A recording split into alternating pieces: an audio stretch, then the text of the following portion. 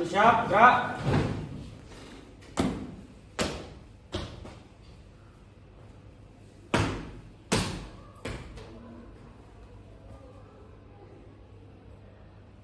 Lapor, kelas 5, siap menerima materi. Lanjutkan. Lanjutkan.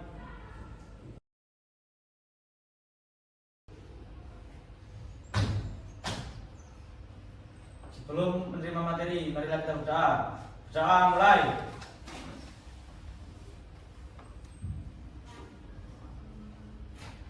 Doa selesai. Istirahat cepat. Gerak.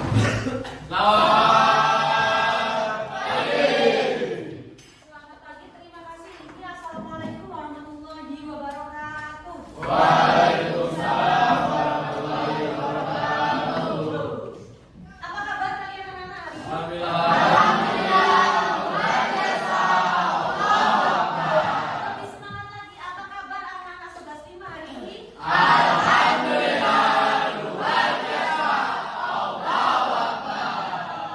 Semangat sekali hari ini. Nah, sebelum saya mulai pembelajaran hari ini, saya akan mempresentasi dulu siapa saja yang hadir dan yang tidak hadir di kelas ini. Ada Siap, hadir. Amadika, ada Aida, siap hadir. Albi, Hadir. Alif, Hadir. Amanda, siap hadir. Alvin, Aulia, siap hadir. Cesta, Hadir. Clarissa, siap hadir. Doni, Hadir. Fatah, Hadir. Hilmi, Hadir. Keisha, siap hadir. Kalisa, siap hadir. Lalu, Hadir. Mika, Hadir. Agung, Hadir. Kowi, Ramdania, Hadir. Tia, siap hadir. Zayan, Hadir. hadir semua ya? Hadir. Alhamdulillah. Berarti kita semuanya diberikan kesehatan, tidak ada yang sakit, tidak ada yang berhalangan sehingga kita bisa bersama-sama berkumpul mengikuti kegiatan pembelajaran hari ini. Jangan lupa mengucapkan bersyukur. Bersyukur itu ucapannya adalah apa?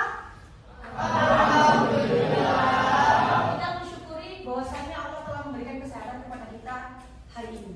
Kemudian sekarang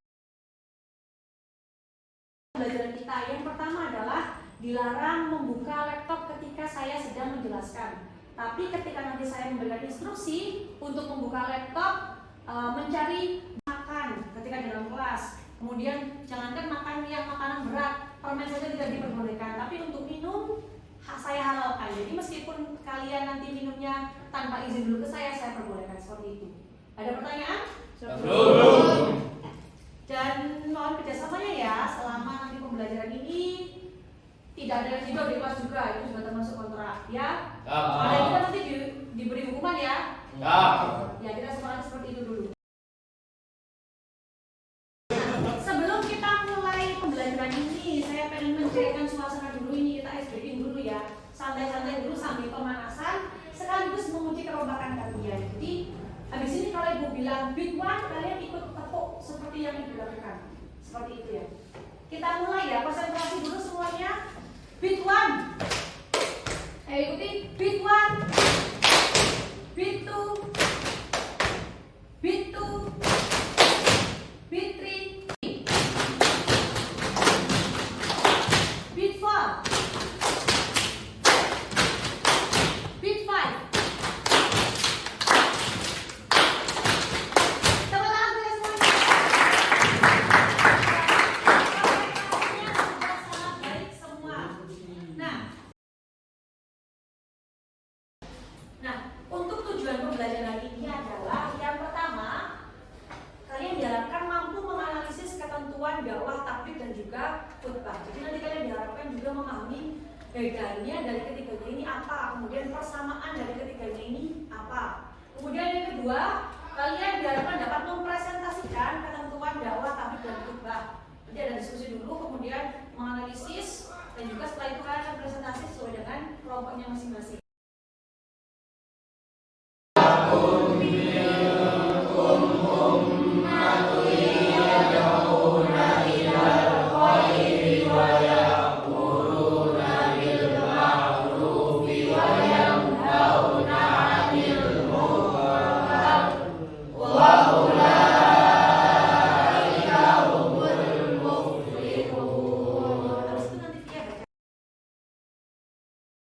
pendakwah, kemudian para khotib atau isi materi tentang khutbah, kalian sering mengamati itu? Pernah mendengarkan atau pernah menyaksikan secara langsung tentang dakwah dan tabligh? Ada? Atau lihat di YouTube? Sering. Biasanya yang kalian lihat siapa? Dan tabligh diperbolehkan lagi dan syariatnya seperti itu. Nah, berikutnya ini ada LKPD. Sebelum itu saya akan membentuk beberapa kelompok. Nah, ini sudah berkelompok ya. Jadi kelompoknya sesuai dengan bab ini dulu yang kemarin sudah Ibu sampaikan kepada kalian. Nanti selama mengerjakan tugas ini silakan bekerja sama dengan teman dalam satu kelompok kalian. Ada pertanyaan? Belum. Oke, saya bagikan dulu LKPD. Sudah selesai ini ya. Sudah bisa dipahami berarti antara keduanya perbedaan. Kalau perempuan boleh nggak dia berubah? Karena hadis Rasulullah bunyinya seperti itu. Kemudian kalau dakwah itu disebutkan akan bedanya sama tadi kira-kira apa dakwah?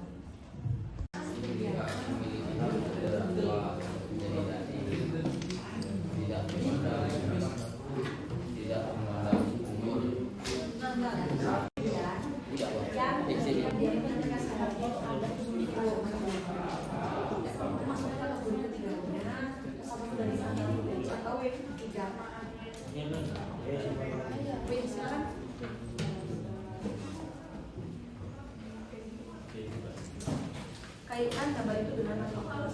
Sama berkomentar.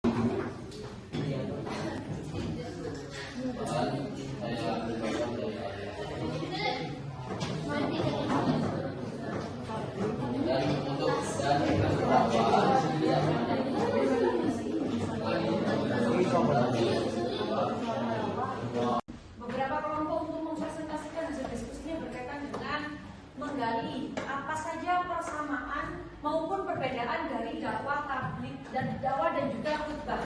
Di sini yang saya minta jelaskan adalah hanya khutbah dan juga dakwah. Silakan dari kelompoknya Keisha, siapa yang mempresentasikan? Nah, ya silakan Keisha. Saya jadi mempresentasikan hasil diskusi dari kelompoknya. Ya. Perbedaan. Yaitu yang pertama, khutbah terikat oleh syarat dan rukun. Dakwah tidak memiliki aturan yang baku. Yang kedua, khutbah dilakukan di waktu tertentu. Dakwah dapat dilakukan di mana saja juga. Yang ketiga, khutbah memiliki batas ada mimbar dan seterusnya. Dakwah menggunakan media apa saja. Lalu yang keempat, dari tidak terikat dengan sholat karena itu dia boleh tidak berlepas suci. Sedangkan untuk yang wajib Ya. Berdua tangan untuk Kesta. Perbedaan dakwah, tabligh dan khutbah tadi sudah disebut sama Kesta. Betul semua ya. Dari yang pertama, dakwah itu tidak terikat dengan waktu. Jadi kapan saja kita boleh melakukan dakwah karena dia tidak berkaitan dengan suatu ibadah tertentu. Sedangkan khutbah dia harus berkaitan dengan momen ibadah tertentu seperti pernikahan, wukuf, sholat Jumat, sholat Idul Fitri dan lain sebagainya. Kemudian berikutnya tentang persamaan dari dakwah dan juga khutbah. Silakan dipresentasikan oleh kelompok 2. Ya. Jadi dari hasil diskusi dari kelompok kami menemukan 5 kesamaan. Yang lainnya? Di sini akan menjelaskan tentang gambar satu yang gambarnya itu berisi Wali Songo. Jadi Wali Songo itu menyebarkan dakwah, karena dakwah Wali Songo tidak hanya riset dengan perbuatan dan tindakan. Contohnya itu seperti pendekatan budaya, lalu melakukan pendidikan, kesenian, perdagangan, dan membangun surau atau membangun musola. Jadi bukan hanya ngomong, juga melakukan tindakan-tindakan. Ya, betul sekali jawabannya. Aku beri tepuk tangan untuk kelompok tadi. Jangan dulu saya berikan umpan balik dulu.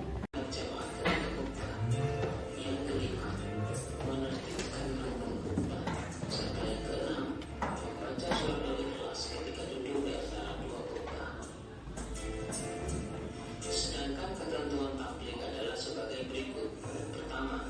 Syarat seorang mubalik. Syarat ini meliputi beragama Islam, mencapai batas usia dewasa atau balik, berakal sehat serta mendalami ajaran Islam.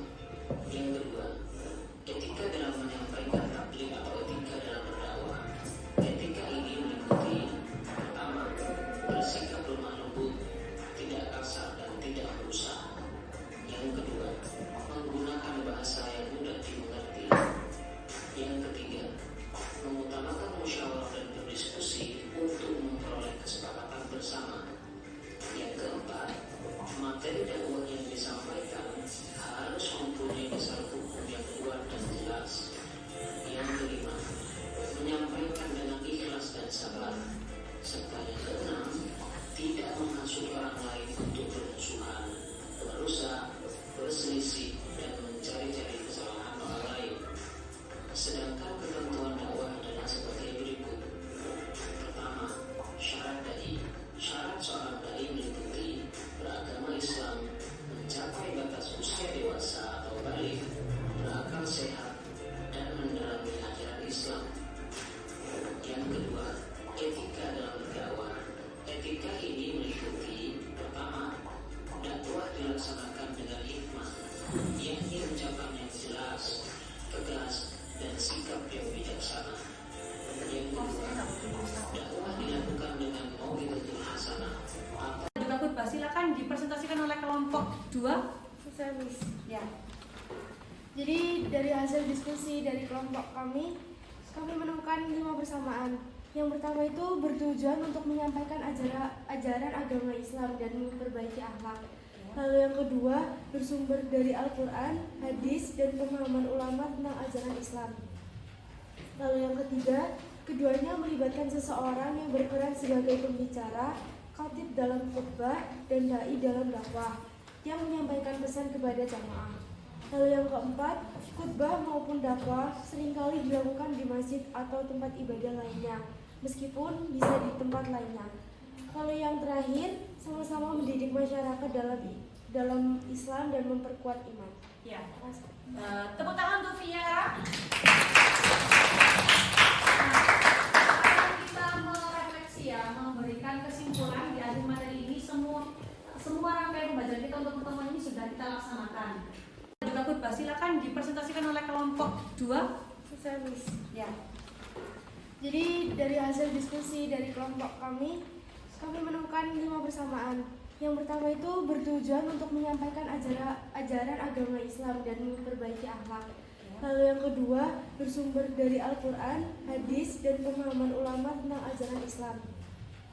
Lalu yang ketiga, keduanya melibatkan seseorang yang berperan sebagai pembicara, khatib dalam khutbah, dan dai dalam dakwah yang menyampaikan pesan kepada jamaah.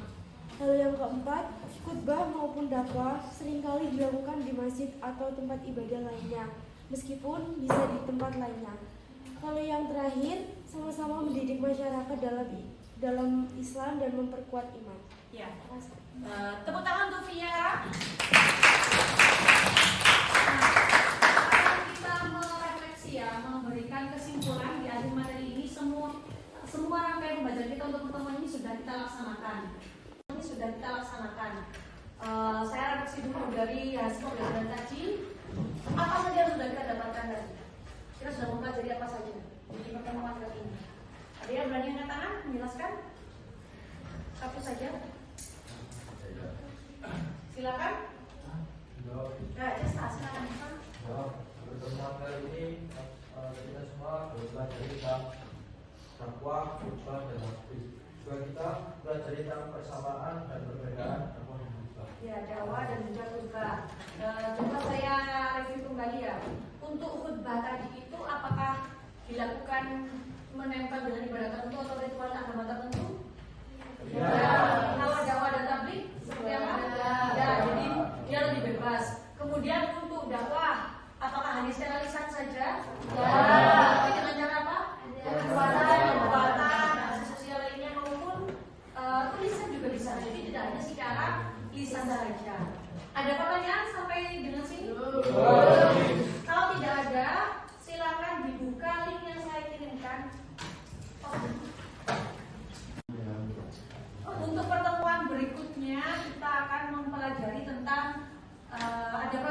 3 proyek berkaitan dengan membuat vlog tentang ketentuan dakwah dan tabligh serta khutbah. Nanti kelompoknya tetap seperti ini.